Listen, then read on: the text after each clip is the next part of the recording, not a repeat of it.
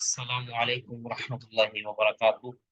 الحمد للہ حمدا کثیرا طیبا مبارکا فیہ، اللہم صلی وسلم علی نبینا محمد وعلی آلہ وصحبہ وسلم تسلیما کثیرا۔ رب اشرح لی صدری ویسر لی امری واحلل عقدۃ من لسانی یفقہوا قولی۔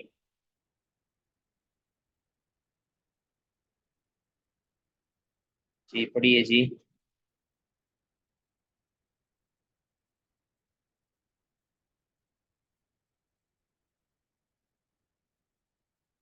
جی پڑھیں جی، کون پڑھیں گے؟ آیت نمبر 4 سے 5 سے۔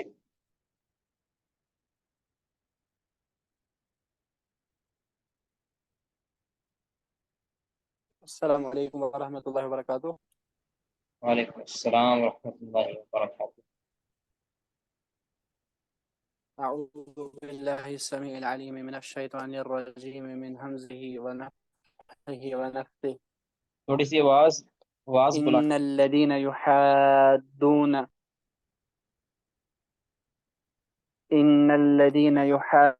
اللہ ورسولہ کے جائیں گے یا وہ ذلیل ہو جائیں، کما کبت الذین من قبلہم، جیسے ان سے پہلے لوگ ذلیل ہوئے۔ فقد انزلنا آیات بینات،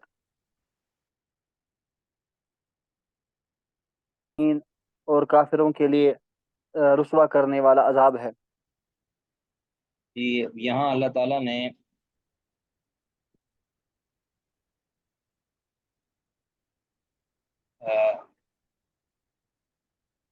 یعنی پیچھے سے ہار کے جو مسائل بیان کیے ہیں، اور وہ ایک جاہلیت کی رسم تھی، اس کو بیان کرنے کے بعد پھر یعنی کفار کی خصلت بد کا بتایا کہ یہ ہمیشہ سے رسول صلی اللہ علیہ وسلم اور مومنوں کے راستوں کی خلاف ورزی کرتے رہتے ہیں۔ تو اسی طرح منافقین ہیں، وہ بھی کتاب و سنت کی منافی مختلف تعویلات کے ذریعے وہ احکام شریعہ کو منہدم کرتے رہتے ہیں۔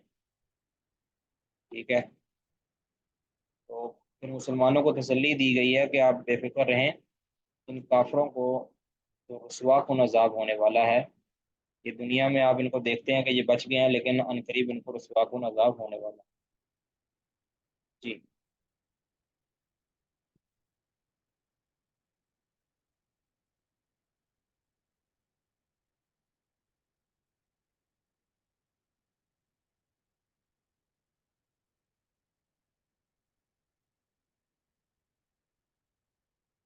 آگے پڑھیں جی۔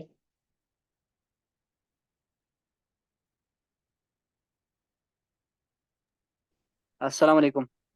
وعلیکم السلام۔ اللہ جمیعا، جس دن اللہ ان سب کو اٹھائے گا، فَيُنَبِّئُهُم بِمَا عَمِلُوا، پھر ان کو خبر دے گا اس چیز کی جو وہ کچھ کرتے تھے۔ احصاہ اللہ ونسوہ، اللہ نے شمار کر رکھا ہے وہ سب کچھ، ونسوہ، اور یہ لوگ بھول گئے ہیں۔ واللہ علی کل شیء، ہر چیز پر گواہ ہے۔ یعنی یہ سمجھتے ہیں کہ اللہ تعالیٰ جو ہم کرتے ہیں یہ شاید اللہ کو معلوم نہیں ہوگا، جبکہ اللہ تعالیٰ کے ہاں وہ سارا کچھ محفوظ ہے، یہ خود بھول جاتے ہیں کر کے۔ ٹھیک ہے، یہ تو بھول سکتے ہیں، لیکن اللہ رب العزت کا علم ایسا ہے، کامل ہے، کہ وہ اس میں بالکل بھی خطا نہیں کھاتا، وہ بالکل محفوظ و معمون ہے، اور اللہ تعالیٰ ان کے اور ہر چیز کے اوپر گواہ ہے، یعنی اللہ تعالیٰ بالکل ملاحظہ کر رہا ہے ان کو، تو ان کو بے فکر ہو جائیں کہ ان کو ہر چیز کا حساب دینا پڑے گا۔ جی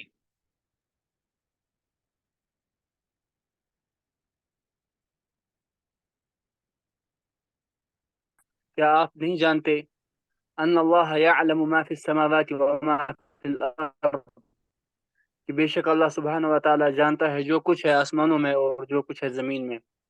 ما یکون من نجوى ثلاثة الا هو رابعهم، نہیں ہوتی ہے سرگوشی تین کی اللہ کیا، اور نہ ہی پانچ کی سرگوشی ہوتی ہے اللہ کہ اللہ ان کا چھٹا ہوتا ہے۔ ولا ادنى من ذلك ولا اكثر الا هو معهم، نہیں اس سے کم کی سرگوشی نہیں اس سے زیادہ کی سرگوشی اللہ کہ وہ ان کے ساتھ ہوتا ہے، اینما کانوا، جہاں کچھ کہیں وہ ہوتے ہیں۔ ثم ينبئهم بما عملوا، इन्नल्लाह बिकुल्लि शैइन अलीम, अल्लाह सुब्हान व तआला हर चीज का खूब इल्म रखने वाला है। तो मेरी आवाज़ आपको क्लियर आ रही है वैसे सबको? जी शेख साहब, आपकी आवाज क्लियर आ रही है। अच्छा, मैं क्या आपकी आवाज़ कट रही है ना जी शायद आवाज। मुझे।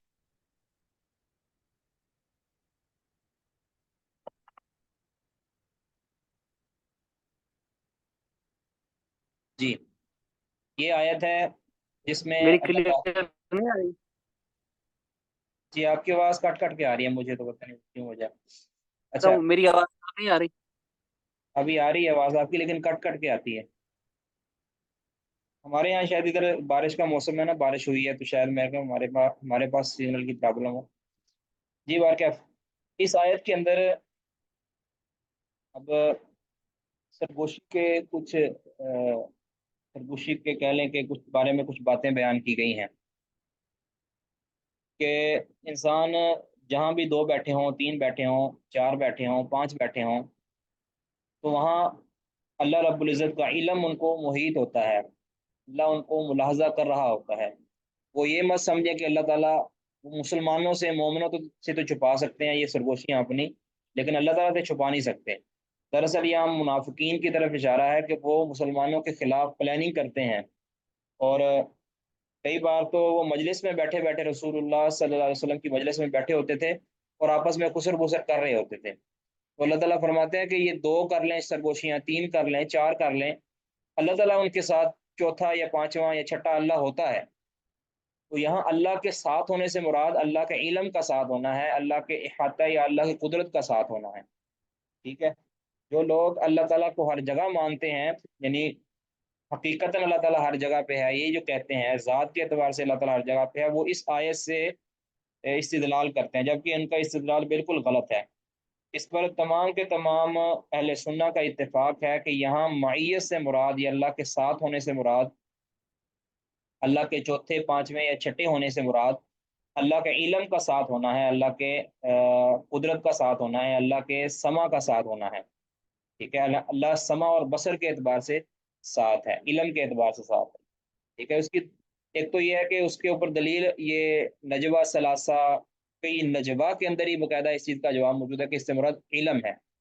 इस तरह ये इस बात का कि तुम युनब्बिउहुम बिमा आमिलू, ये तंबी जो करना, अल्लाह ताला खबर देगा, तो ये खबर देना भी इस चीज़ की दलालत है कि अल्लाह ताला का इल्म यहाँ मुराद है। इस तरह इन अल्लाह बिकुल्लि शैइन अलीम, अल्लाह ताला ने जो यहाँ इल्म के साथ अ, अपनी सिफत बयान की है ना, बिकुल्लि शैइन अलीम, जो आयत का इख्तिताम है इसका इल्म पर किया है, अपनी सिफत इल्म की जिक्र की है, तो ये भी इस चीज़ की दलालत करती है कि यहाँ अल्लाह की मैयत जो है ये इल्म मुराद है इससे। ठीक है। और इससे इब्तदा भी जो अल्लाह ने की है, अलम तरा अन्नल्लाह यअलमु मा फिस समावाति व मा फिल अर्द, यानी अल्लाह ताला ज़मीन व आसमान की हर चीज़ को जानने वाला है। ठीक है, ये सारी चीज़ें बताती हैं कि यहाँ मुराद इल्म है। और जो अहले सुन्ना ने इजमा किया है इस आयत के, इस आयत की मैयत में जो मुराद इल्म के होने में जो इजमा किया है वो बिल्कुल सही इजमा है। ठीक है। बाहर क्या यहाँ उनकी सरगोशियों का जिक्र है कि वो जो सरगोशी करते हैं और वो जो मुसलमानों के खिलाफ छुप छुप के बातें करते हैं, तो वो उसका पूरे का पूरा इल्म अल्लाह के पास है। ठीक है।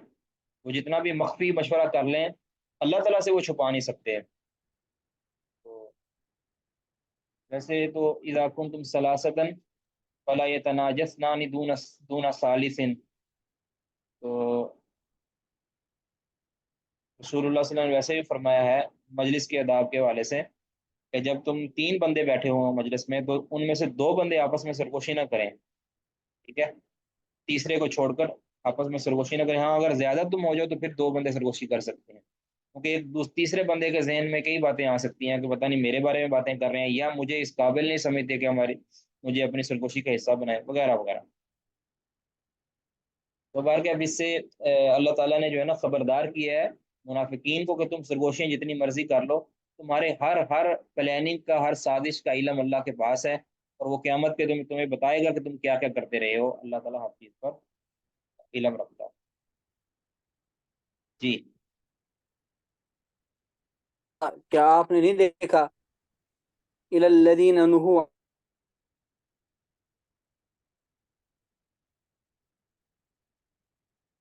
کیا آپ نہیں جانتے ان لوگوں کو، نہو عن النجوى، جنہیں سرگوشی سے منع کیا گیا تھا، یعنی گناہ کی سرگوشی سے منع کیا گیا تھا، ٹھیک ہے۔ ثم يعودون لما نهوا عنه، لیکن پھر وہ اسی کی طرف پلٹتے ہیں جس چیز سے ان کو روکا گیا ہے۔ یعنی وَيَتَنَاجَوْنَ بِالْإِثْمِ جس طرح کی سرگوشی سے انہیں روکا گیا تھا اسی طرح کی سرگوشی کی طرف دوبارہ اعادہ کرتے ہیں، جی۔ وَيَتَنَاجَوْنَ بِالْإِثْمِ وَالْعُدْوَانِ، اور آپس میں سر کی نافرمانی کی۔ وَإِذَا جَاءُوكَ حَيَّوْكَ، اور جب آپ کے پاس آتے ہیں تو آپ کو سلام پیش کرتے ہیں۔ بِمَا لَمْ يُحَيِّكَ بِهِ اللَّهُ، جس کے ساتھ اللہ نے، جو آپ کو توفتاً یا سلام میں اللہ نے نہ کہا ہو۔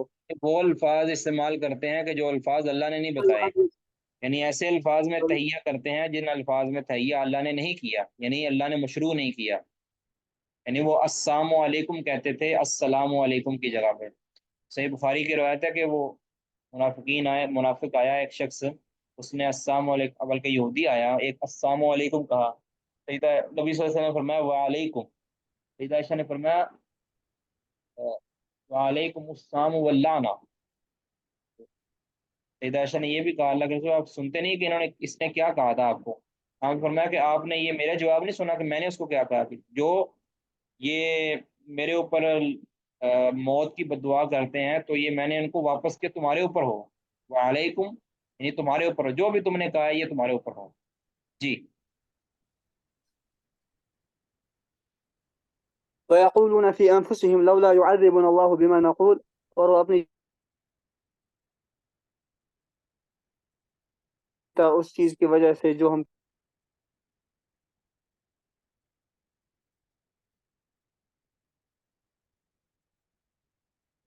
یہ آواز آپ کی گئی۔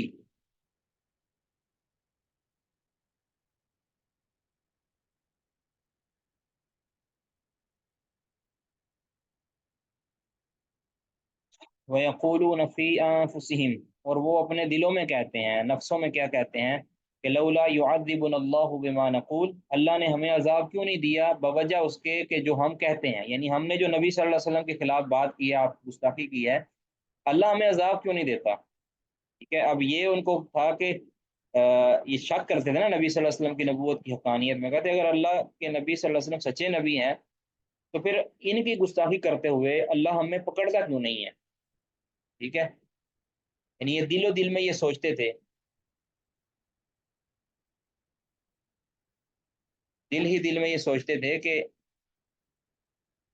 اللہ ہمیں پکڑتا کیوں نہیں ہے، ہمیں اللہ عذاب کیوں نہیں دیتا ہماری گستاخیوں پر، اور یہ اس لیے کہتے تھے کیونکہ یہ نبی صلی اللہ علیہ وسلم کی نبوت میں شک کرتے تھے۔ تو اللہ تعالیٰ فرماتے ہیں حسبہم جہنم یصلونہا، کہ ان کے لیے کافی ہے جہنم، یصلونہا وہ اس میں داخل ہوں گے، فبئس المصیر بہت ہی برا ٹھکانہ، یعنی یہ دنیا میں بچ بھی جائیں آگے بچیں گے نہیں یہ، کیا؟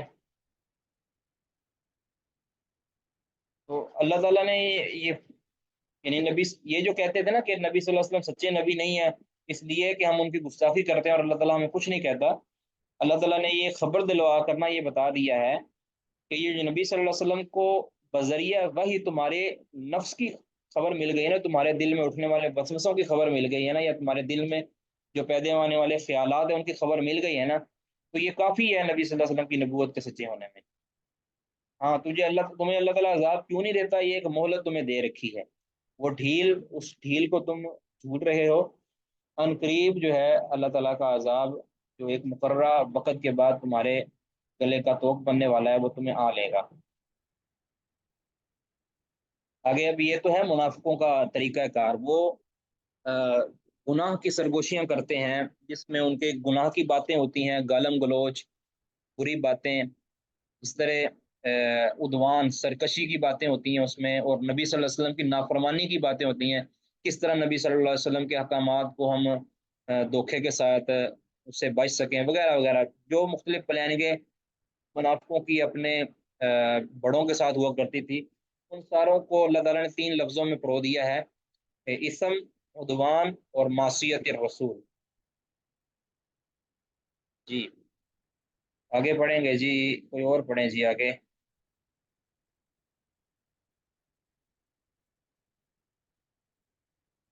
फराह कलीम साहिबा पढ़ें।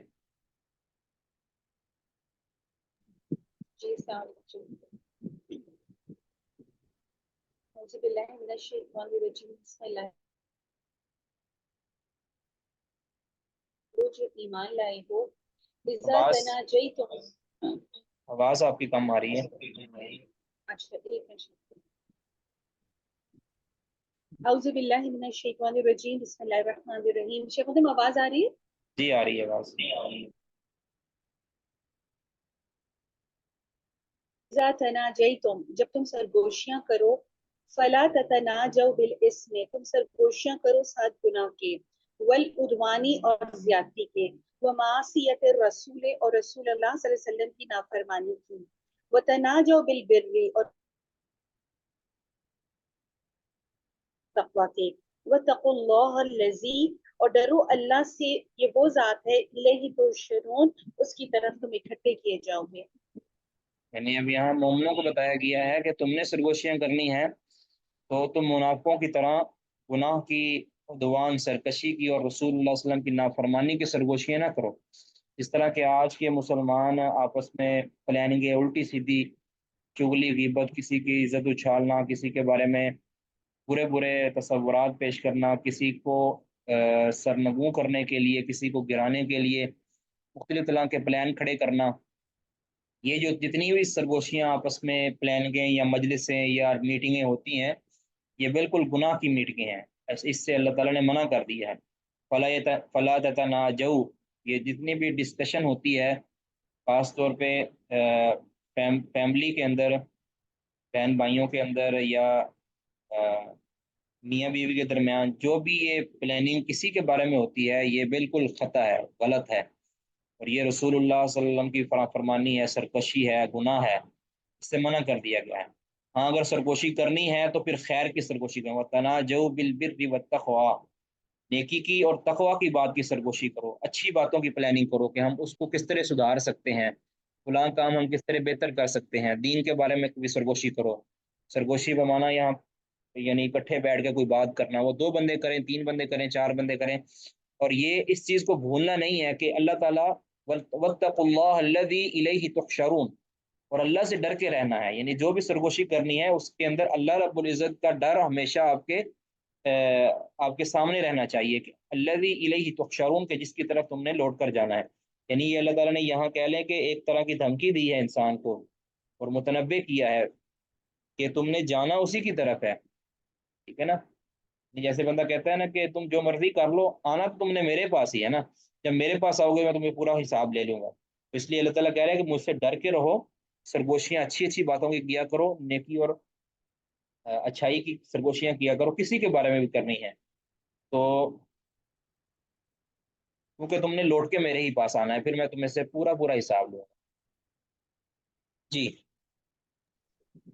इन्नमन नजवा, बेशक सरगोशी, मिनश शैतान, शैतान की तरफ से है, नहीं, हर लियहज़ुनल सरगोशी नहीं, लज़ीना हर आमनू। सरगोशी नहीं, गुनाह की जो सरगोशी है ना वो मुराद है। इन्नमन नजवा, यहाँ अन नजवा से मुराद वो सरगोशी के जिसके अंदर गुनाह, उद्वान, मासियत और रसूल पाई जाती हो, ऐसी सरगोशी शैतान की, मिन शैतान, यानी मिन तज़यीन शैतान, यानी शैतान की मुज़य्यन करता है।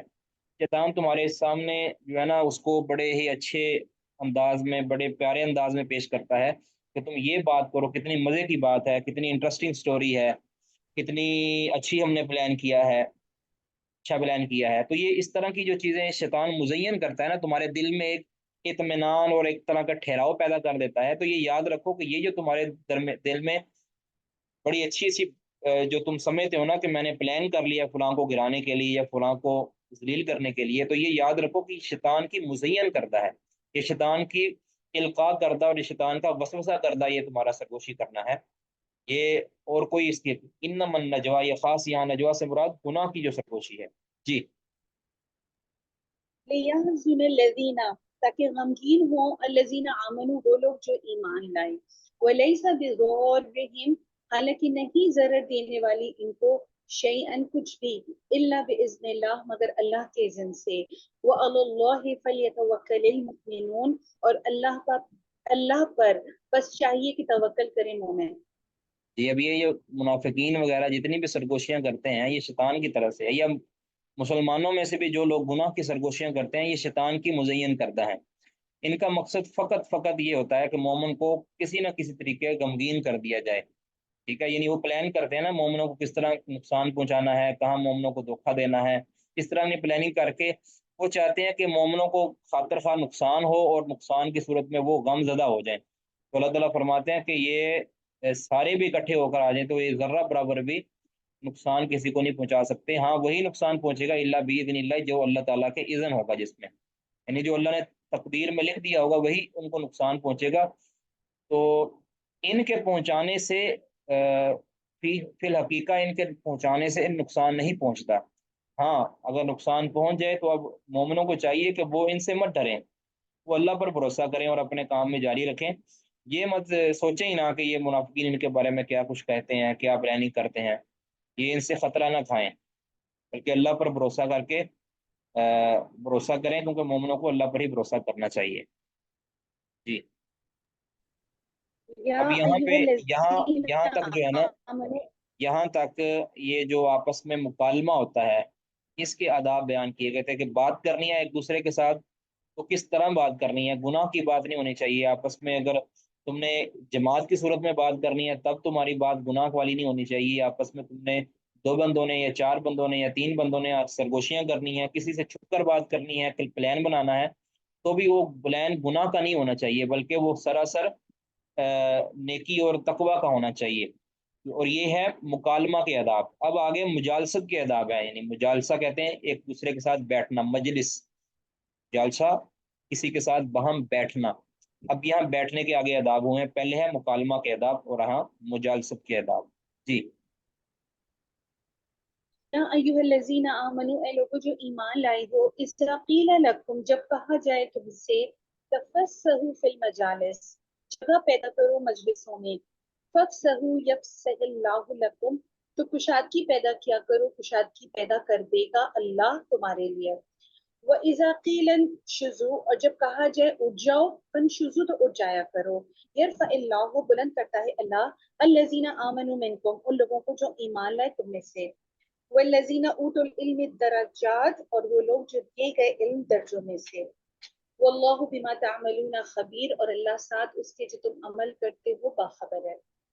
اب یہاں بیٹھنے کے جو مجلس کے آداب یہ ہیں کہ ایک تو جب مجلس میں بیٹھنا ہے کوئی نیا بندہ داخل ہوتا ہے تو وسیع ہو جایا کرو، یعنی اپنے اس کے لیے کشادہ کر دیا کرو مجلس کو. یہ نہیں ہے کہ تم سپٹ سپٹ کے بیٹھو اور دوسروں کے لیے تنگی پیدا کرو، بلکہ دوسرے کو مجلس ابھی اس طرح اگر گول دائرے کے اندر بیٹھا ہے تو تیسرا تین بندے بیٹھے ہیں تو چوتھا داخل ہوا ہے تو اس دائرے کو تھوڑا سا وسیع کر لو. اس طرح جیسے جیسے بندے داخل ہوتے جاتے ہیں تو ان کے لیے کشادہ کر دو جگہ کو. اگر تم کشادہ کرو گے تو فافسحوا یفسح اللہ لکم، یعنی تمہیں کوئی امیر مجلس کہتا ہے کہ تم مجالست میں بیٹھے ہوئے، یعنی امیر مجلس کہتا ہے کہ تم اس مجلس کو وسیع کر لو، یعنی کشادہ ہو جاؤ، دوسروں کے لیے فراخ ہو جاؤ. تو فافسحوا تو تم فراخ ہو جایا کرو. یہ ادب ہے مجلس کا. ٹھیک ہے، یفسح اللہ لکم اللہ تمہارے لیے وسعت پیدا کر دے گا دنیا کے اندر بھی اور آخرت کے اندر بھی. اب یہ وسعت اللہ تعالیٰ کس طرح پیدا کرے گا اس کا علم اللہ کے پاس ہے، لیکن اللہ وسعت پیدا کر دے گا، مال کے اندر وسعت پیدا کر دے گا، دل کے اندر وسعت پیدا کر دے گا، اور خوشحالی کے اندر وسعت پیدا کر دے گا، خوشی کے اندر وسعت پیدا کر دے گا، اور دیگر جتنی بھی اچھی چیزیں ہیں ان میں اللہ تعالیٰ تمہارے لیے وسعت پیدا کر دے گا. تو اس لیے پہلا ادب یہ ہے کہ تم نے مجلس کے اندر دوسروں کے لیے جگہ بنانی ہے، دوسروں کو بیٹھنے کے لیے مجلس کو وسیع کر دینا ہے. دوسرا ادب یہ ہے کہ وَإِذَا قِيلَ انشُزُوا فَانشُزُوا جب تمہیں اٹھنے کے لیے کہا جائے.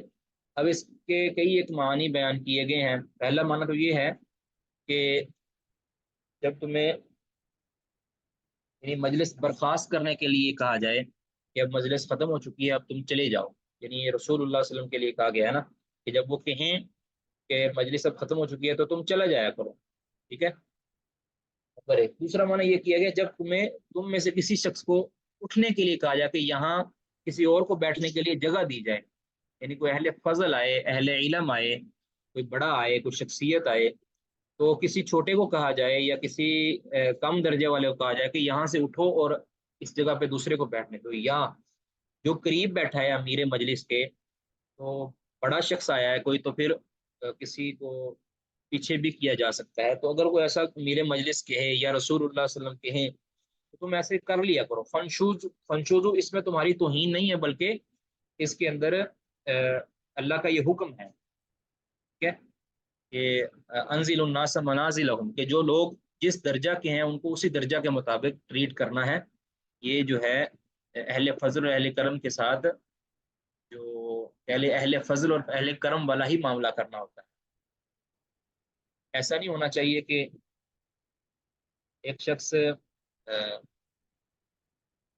یعنی جو جس طرح ہے نا، رسول اللہ صلی اللہ علیہ وسلم نے فرمایا کہ لیَلِیَنِی اولو الاحلام والنُّہیٰ، کہ میرے قریب قریب وہ ہوں جو زیادہ عقل والے ہیں اور زیادہ حلم والے ہیں، وہ میرے قریب ہوں، ٹھیک ہے۔ اور اس طرح بچوں کی جو صفیں ہیں وہ نماز کے اندر وہ پیچھے بنائی گئی ہیں، یعنی پہلے بالغ مرد کھڑے ہوں گے، پھر بچے، اور اس کے بعد خواتین کی صفیں۔ تو یہ ایک درجہ بندی جو ہے نا، یہ ہے، یہ فقط علم و تقوی کی بنیاد پر ہے، یاد رکھیں، علم و فضل کی بنیاد پر یہ جو تفاوت ہے اسی بنیاد پر ہے، اس کے علاوہ کسی اور بنیاد پر نہیں ہے، کسی ذات پات کی بنیاد پر نہیں ہے، ٹھیک ہے۔ اور یہ صرف اور صرف اسلام کا خاصہ ہے کہ اس نے اس ذات پات کا اس اعتبار سے لحاظ نہیں کیا کہ کسی کی افضلیت یا فضولیت کو کی بنیاد ذات کو یا کسی نسبت کو نہیں قرار دیا، بلکہ فضل، علم اور رتبے کو قرار دیا ہے۔ تو آگے اللہ تعالیٰ یرفع اللہ الذین آمنوا منکم، اللہ تعالیٰ بلند کر دے گا تم میں سے مومنوں کو، یعنی منافقوں کو نہیں، تم میں سے جو مومن ہیں جو مجلس میں بیٹھے ہوئے ان کو اللہ تعالیٰ درجات میں بلند کر دے گا۔ کس میں؟ درجات، بلند کر دے گا درجات میں، مومنوں کو بھی کر دے گا، والذین اوتوا العلم، اور جن کو علم دیا گیا ان کو اللہ تعالیٰ بلند کر دے گا درجات، درجات میں۔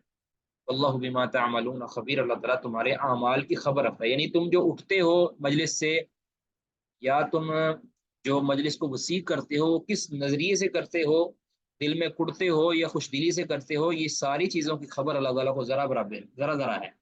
یعنی اگر تم اٹھتے نہیں ہو تب اللہ کو خبر ہے، اگر تم وسیع مجلس کو نہیں کرتے ہو تب اللہ کو خبر ہے، اگر تم کرتے ہو لیکن کرتے تنگ نظری سے ہو، یا کسی کی کہہ لیں کہ شر سے بچنے کے لیے کرتے ہو، یا کسی کے عذاب سے بچنے کے لیے کرتے ہو، تو پھر بھی اللہ تعالیٰ تم سے باخبر ہے۔ اگر تم اللہ کے حکم سے اور کشادہ ظرفی کے ساتھ یا خوش دلی کے ساتھ کرتے ہو تب بھی اللہ کو علم ہے، تو اللہ تعالیٰ تمہارے ساتھ اسی طرح کا جزا والا معاملہ کرے گا۔ جی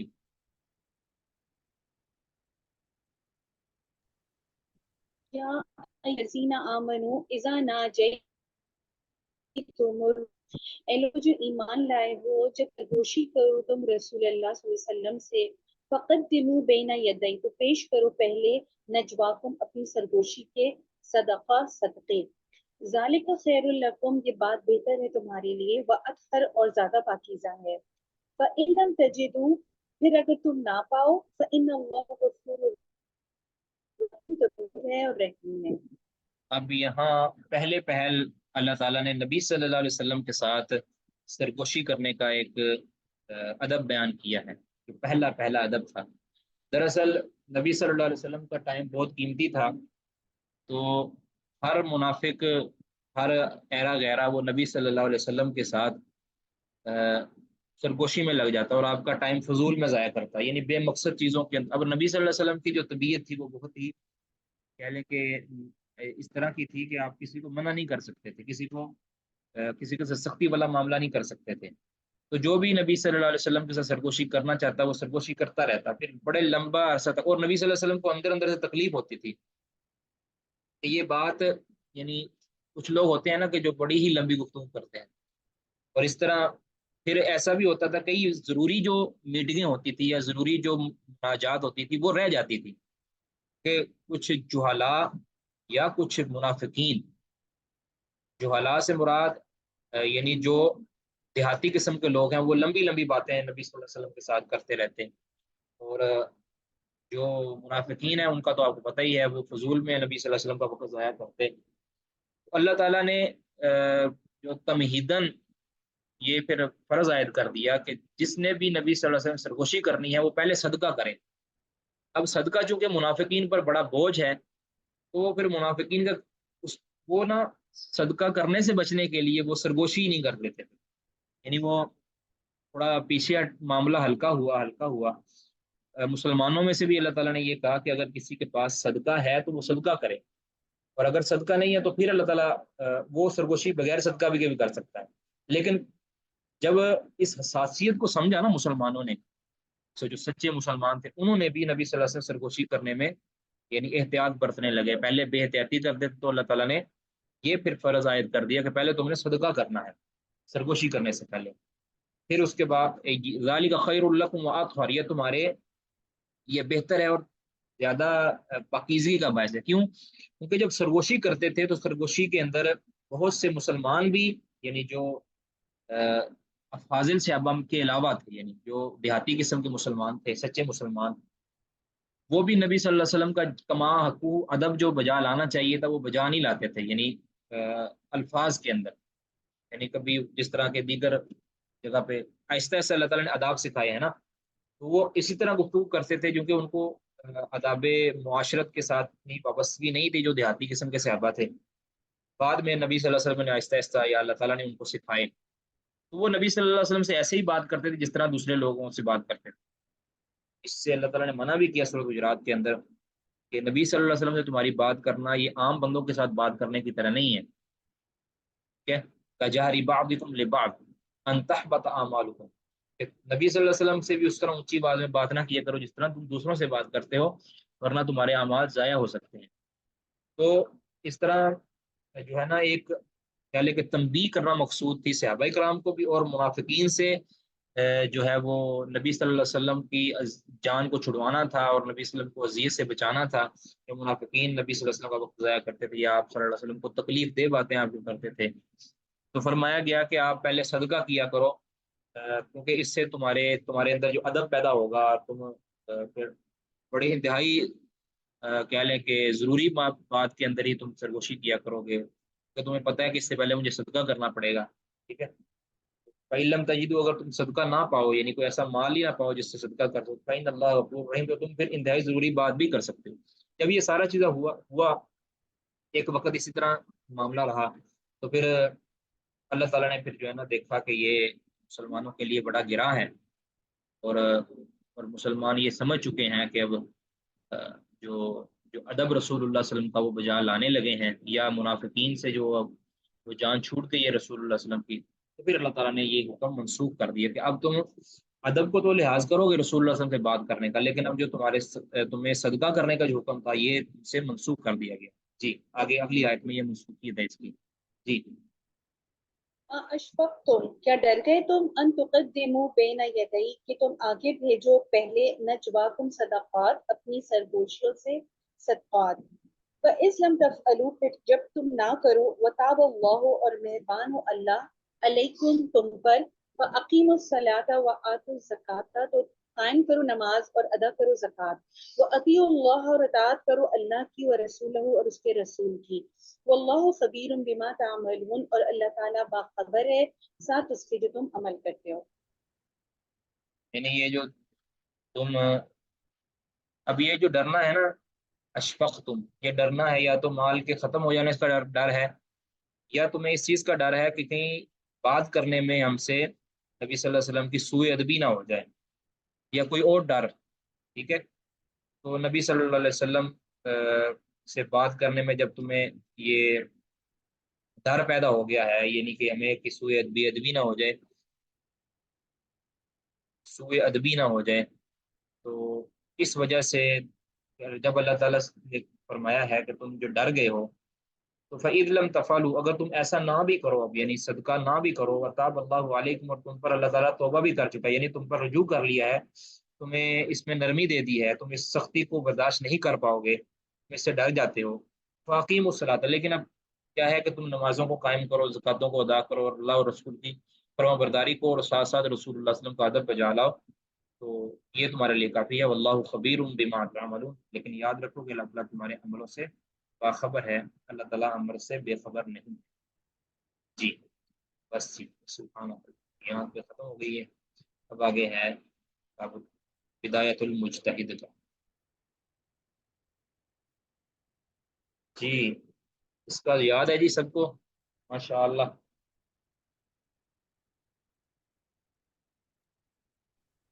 جی شیخ محترم الحمد للہ۔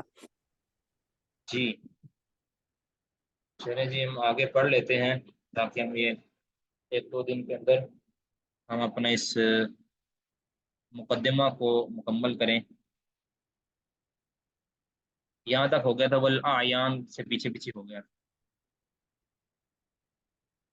اب آگے ہے جی والاعیان التی، وہ خاص چیزیں، یعنی وہ خاص اشیاء، اعیان، عین ان کی جمع ہے اعیان، التی یتعلق بها الحکم، کہ جن کے ساتھ حکم متعلق ہے، یعنی کوئی بھی شرعی حکم، فرض، واجب، مندوب وغیرہ کا جن چیزوں پر متعلق ہوتا ہے، جن کے اوپر عائد ہوتا ہے، اما ان یدل، اب ان کے بارے میں کہتے ہیں کہ اس کی تقسیم ہے، اما ان یدل علیہا، یا تو وہ حکم ان پر دلالت کرتا ہے، بلفظ، ایسے لفظ کے ساتھ، یدل علی معنی واحد فقط، کہ جو صرف ایک ہی معنی کا احتمال رکھتا ہے، یعنی اس میں صرف ایک ہی معنی پایا جاتا ہے، یعنی اس حکم پر، جس چیز کا حکم بیان کیا جا رہا ہے، اس حکم پر جو لفظ دلالت کر رہا ہے، جو لفظ استعمال کیا گیا ہے، اس لفظ کے اندر ایک ہی معنی کا احتمال ہے، یعنی وہ ایک ہی معنی اس کے اندر رکھتا ہے، یعنی جس کو کہتے ہیں کہ یہ واضح ہے اس معنی کے اندر، بالکل ایک ہی معنی ہوتا ہے۔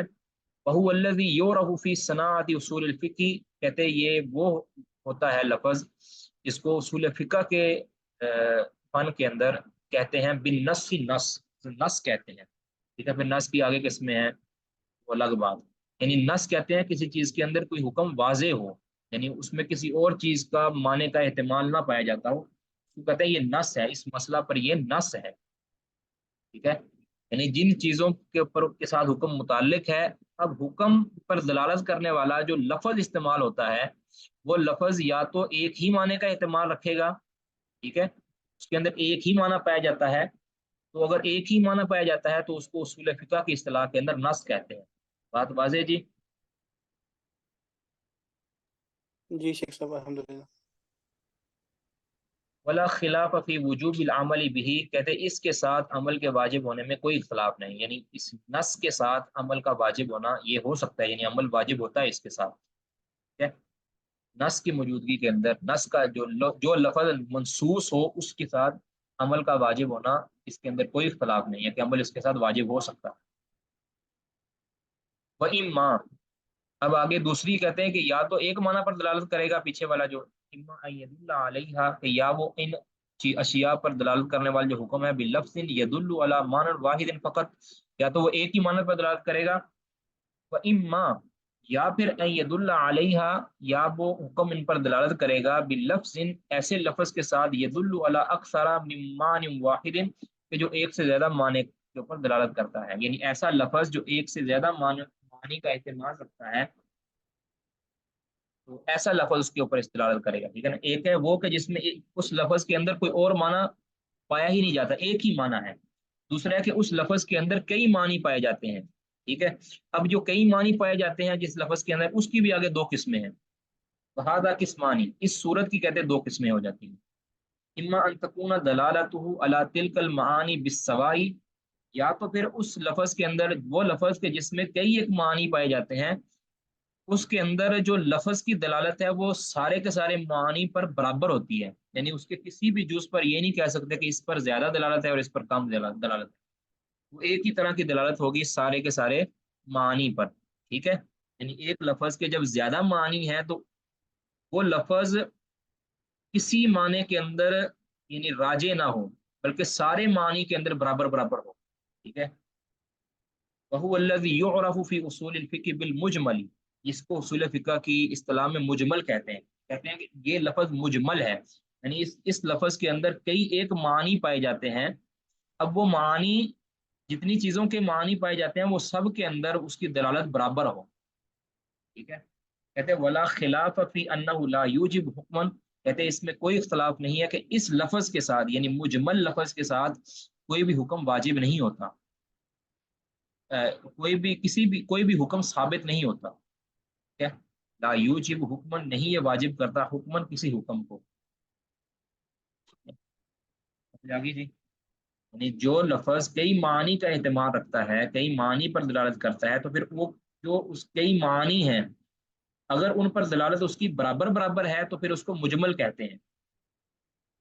ٹھیک ہے، اگر برابر نہیں ہے یعنی اس کسی بعض الفاظ کے بعض معنی پر اس کی دلالت واضح ہے یعنی زیادہ ہے اور بعض میں کم ہے، تو پھر اس کو کیا کہتے ہیں؟ وَإِمَّا أَن تَكُونَ دَلَالَتُهُ عَلَى بَعْضِ تِلْكِ الْمَعَانِ أَكْثَرَ مِن بَعْضٍ، کہ یا پھر کیا ہوگی وَإِمَّا أَن تَكُونَ دَلَالَتُهُ کہ اس لفظ کی دلالت ہوگی عَلَى بَعْضِ تِلْكِ الْمَعَانِ ان سارے معنیوں میں سے بعض معنی پر اکثر زیادہ ہوگی دلالت اس کی من بعض سے. ٹھیک ہے، ایک لفظ کے کئی ایک معنی ہے، اب بعض معنی کے اندر اس کی دلالت زیادہ ہوگی اور بعد میں کم ہوگی. اگر اس طرح صورتحال ہے تو فہذا یسمى بالاضافه الى المعانی التي دلالته علیہ اکثر ظاہرا،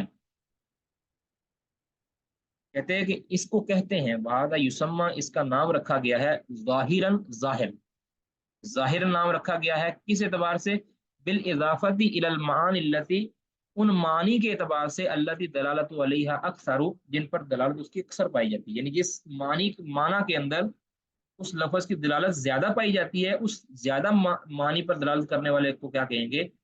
جس پر زیادہ دلالت پائی جاتی ہے اس کو کیا کہیں گے؟ ظاہر کہیں گے. یعنی اس کا ظاہری معنی یہ ہے وَيُسَمَّى بِالْإِضَافَةِ إِلَى الْمَعَانِ الَّتِي دَلَالَتُ عَلَيْهَا أَقَلَّ مُحْتَمَلًا، اور جس پر اس کی دلالت کم پائی جاتی ہے اس کو کیا کہیں گے؟ محتمل کہیں گے. یعنی جس معنی پر دلالت کم ہوتی ہے اس کو محتمل کہیں گے اور جس معنی پر دلالت زیادہ ہوتی ہے اس کو کیا کہیں گے؟ مجمل ظاہر کہیں گے. دوبارہ میں اس کا خلاصہ بیان کروں، کہتے ہیں کہ جن چیزوں کے اوپر یعنی جو لفظ کسی بھی حکم کے اوپر دلالت کرنے کے لیے بولا جاتا ہے وہ لفظ یا تو ایک ہی معنی کا اہتمام رکھتا ہے یعنی اس کے اندر ایک ہی معنی پایا جاتا ہے، اگر ایک ہی معنی پایا جائے تو اس کو کہتے ہیں نص، اور اگر اس کے اندر ایک سے زیادہ معنی پائے جاتے ہیں، ٹھیک ہے، ایک سے زیادہ معنی پائے جاتے ہیں، پھر ایک سے زیادہ معنی کے اندر دیکھیں گے کہ اگر تو اس کی سارے معنی کے اندر دلالت ایک جیسی ہے یعنی کسی کو رجحان حاصل نہیں ہے، کسی کو ہم کسی چیز کے اندر بھی کسی معنی کے اندر بھی اس لفظ کی دلالت زیادہ نہیں ہے، سب بالکل برابر برابر ہے، تو پھر اس کو کیا کہیں گے؟ اس کو کہیں گے محتمل. ٹھیک ہے،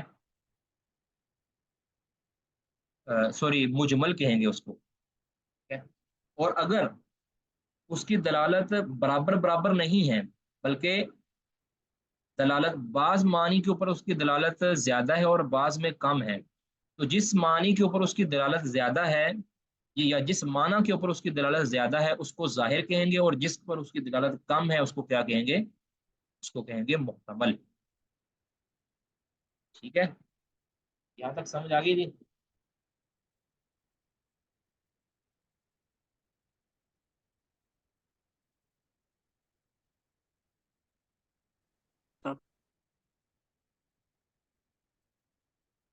جی سب کو آگے سمجھ ماشاء اللہ.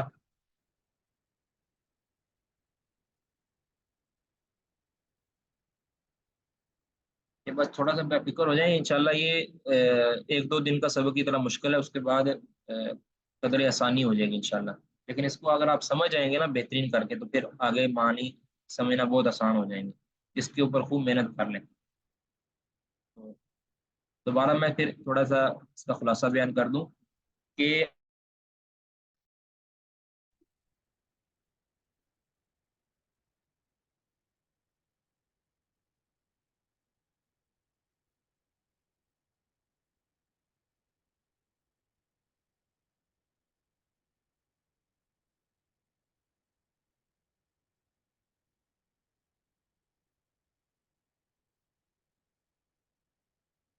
دوبارہ تھوڑا سا اس کا خلاصہ سن لیں. کسی بھی حکم پر دلالت کرنے والا لفظ اگر تو ایک ہی معنی کا کا احتمال رکھتا ہے، یعنی اس میں ایک ہی معنی کی دلالت پائی جاتی ہے، اس کو کہیں گے نص، اس لفظ کو کیا کہیں گے کہ یہ نص ہے، یہ لفظ اس معنی میں نص ہے، ٹھیک ہے؟ یا وہ لفظ مختلف معنی کا احتمال رکھتا ہے، یعنی اس کی دلالتیں مختلف معنی پر ہیں۔ اب آگے اس کی دو صورتیں ہیں، یا تو وہ دلالتیں جو مختلف معنی پر ہیں وہ برابر برابر ہوں گی، یعنی اس میں کسی کو بھی ترجیح حاصل نہیں ہوگی بلکہ وہ ساری دلالتیں برابر ہی ہوں گی، تو اس کو پھر کیا کہیں گے کہ یہ لفظ کیا ہے؟ مجمل ہے، ٹھیک ہے؟ اجمال ہے اس لفظ کے اندر، کوئی اظہار یا کوئی توضیح نہیں ہے، اجمال ہے۔ یا پھر اس کا کیا ہوگا کہ جو برابر برابر نہیں ہوگا اس کی دلالت تمام معنی پر، بلکہ بعض صورتوں کے اندر بعض معنی پر اس کی دلالت ظاہر ہوگی، زیادہ ہوگی، اور بعض پر کم ہوگی۔ جس پر زیادہ ہوگی دلالت اس کی، اس کو ظاہر کہیں گے، اور جس پر کم ہوگی اس کو کیا کہیں گے؟ اس کو محتمل کہیں گے، ٹھیک ہے؟ آگے اسی کے ساتھ یہ تعلق رکھتا ہے، وَإِذَا وَرَدَ مُطْلَقًا، اگر وہ لفظ یعنی جس کے اندر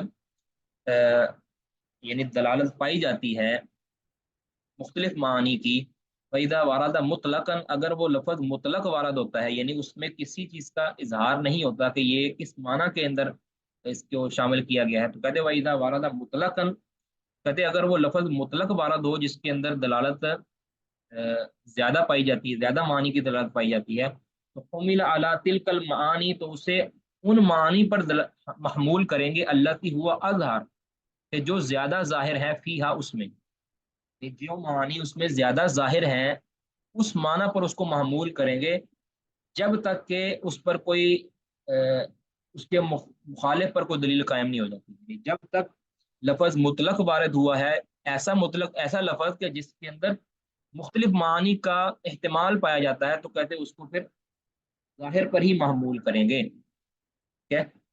حتی یقوم الدلیل علی حملہ علی المحتمل، یہاں تک کہ اس کو محتمل معنی پر محمول کرنے کی دلیل آ جائے، ٹھیک ہے؟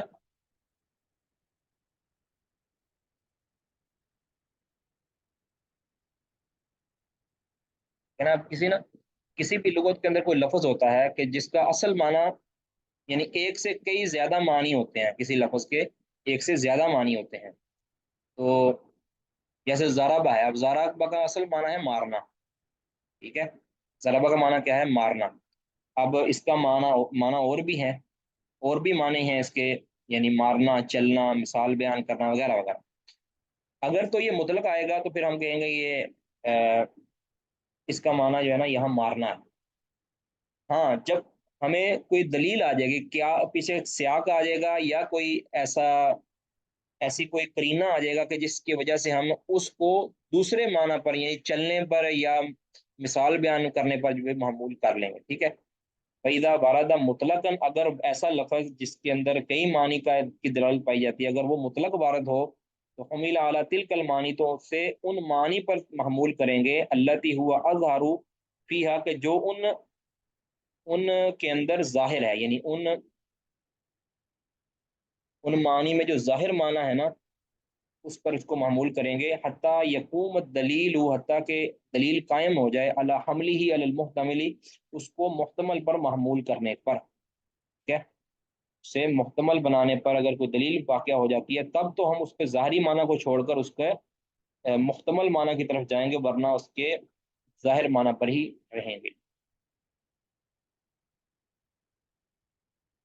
جی، کہتے ہیں فَيَعْرِضُ الْخِلَافُ لِلْفُقَهَاءِ فِي أَقَاوِيلِ الشَّارِعِ، چنانچہ کہتے ہیں اسی وجہ سے، یعنی انہی وجوہات کی بنا پر کہتے ہیں فقہا کے مابین اختلاف وارد ہوا ہے، فقہا کے درمیان اختلاف پیدا ہو گیا ہے، فی اقاویل الشارع، شارع یعنی نبی صلی اللہ علیہ وسلم کے اقوال کے اندر، نبی صلی اللہ علیہ وسلم کے اقوال میں، یعنی آپ کے جو فرمودات ہیں، ان کے جو الفاظ ہیں، ان کے اندر اسی وجہ سے فقہا کے درمیان اختلاف واقع ہو گیا ہے کہ اس جو اقوال نبی صلی اللہ علیہ وسلم کے اس میں بیان کیے گئے جو الفاظ ہیں وہ مجمل ہوں گے، وہ محتمل ہیں، وہ مطلق ہیں، نص ہیں، تو اس کے تعین کے اندر جب اختلاف ہوا ہے نا تو اسی وجہ سے فقہا کے درمیان اختلاف پیدا ہو گیا ہے. کہتے ہیں لیکن نبی صلی اللہ علیہ وسلم کے اقوال کے اندر جو اختلاف ہوا ہے نا فقہا کا، لیکن ذالک من قبل ثلاثه معانی، لیکن یہ جو اختلاف ہے یہ 3 اعتبارات سے ہے. من قبل ثلاثه معانی، یہ 3 معانی یعنی 3 چیزوں کے اعتبار سے ہے. پہلا من قبل الاشتراک فی لفظ العین الذي علق به الحکم، کہتے ہیں ایک تو من قبل الاشتراکی، اس اشتراک میں نے مشترک ہونا، کسی چیز کا شریک ہونا، کسی چیز کے اندر کئی چیزوں کا ہونا، اشتراک. من قبل اعتبار سے الاشتراک فی لفظ العینی، خاص لفظ کے بارے میں، لفظ العینی اس خاص لفظ کے اندر ہی مشترک پایا جاتا ہے، یعنی اس کے اندر کئی ایک اجزاء پائے جاتے ہیں اس لفظ کے معنی کے اندر. من قبل الاشتراک فی لفظ العینی، خاص اس لفظ کے اندر اشتراک کے اعتبار سے الذی علق بہ الحکم، کہ جس کے ساتھ حکم متعلق ہے. ٹھیک ہے جنہیں